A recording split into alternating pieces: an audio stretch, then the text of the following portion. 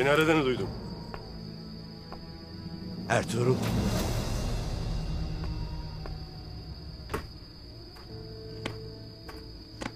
Ertuğrul. Yiğit kardeşim benim.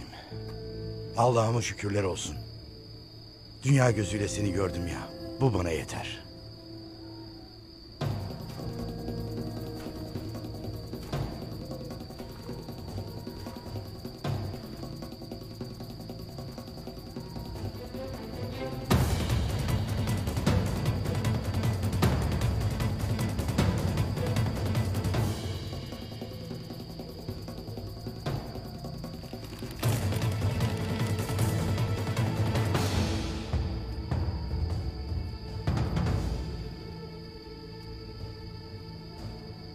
Konya'da havadislerledir.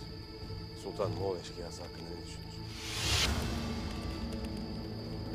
Kış sonrası hudutlara asker çıkartılacak. Ve sefere hazırlık başlatılacak. Evvel beni gönder.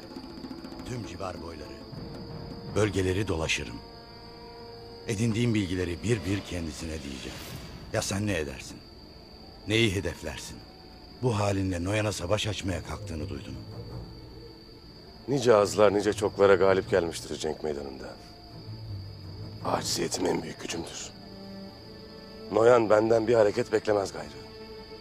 Onu hiç beklemediği anda vuracağım. Noyan'a karşı kaç kişiyle savaşacaksın? Bamsu'da geldiğinde 4 kişi olacağız. Bir de Geyikli var. Kafandan ne geçiyor bilmem. Lakin çolak eline rağmen söylediğini yapacağından eminim.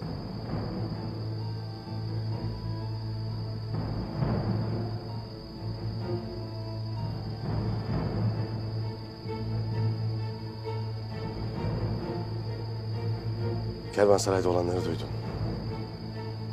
Noyan senden ne ister? Ben de seninle bu meseleyi konuşmak isterim. Seni de ilgilendirir. Ögeday'ın yanına bir casus yerleştirmiştik. Senelerce bizim için hizmet etmiştir. Bir casus olduğunu bilirlerdi, lakin kim olduğunu bilmezlerdi. Artık öğrenmelerine bir lahza kalmıştır. Bunun benimle ne ilgisi var? Çünkü o casus senin kardeşin. Sungur Tekin.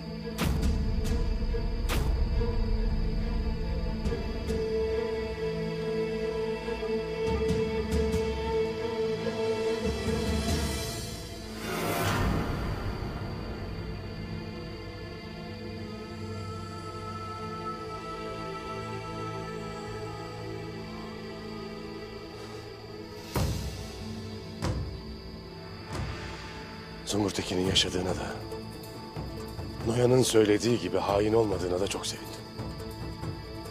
Var olasın. Anam bunu duysa yeniden doğar. Sana söylediklerimi asla kimseye söylemeyeceksin.